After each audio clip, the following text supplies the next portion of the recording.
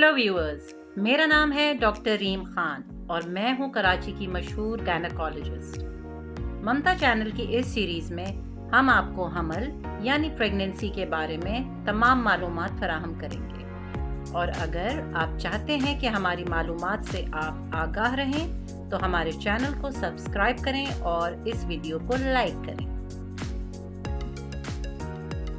छठे हफ्ते में आपका बच्चा 5वें हफ्ते के मुकाबले में साइज़ में दुगना हो जाता है और इसका साइज़ अब मटर के दाने के बराबर होता है।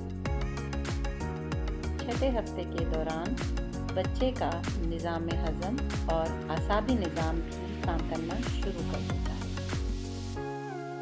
छठे हफ्ते में आपका पेट हल्का सा बढ़ना शुरू हो जाता है। पेट का ये उभार बच्चे की वजह से नहीं होता।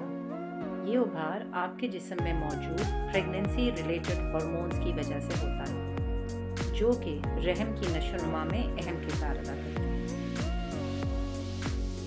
छठे हफ्ते में एक आम मसला पेशाब में तकलीफ होती है। अगर आपको पेशाब के दौरान दर्द महसूस हो रहा है या पेशाब ज़्यादा आ रहा है तो इसकी मुमकिन वजह पेशाब की नाली का इन्फेक्शन हो सकता है, जो हामला ख़वातीन में काफ़ी आम है।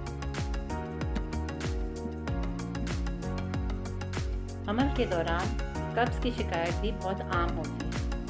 इसके लिए आपको ग़िज़ा में फ़ाइबर का और पानी का ज़्यादा से ज़्यादा इस्तेमाल करना चाहिए।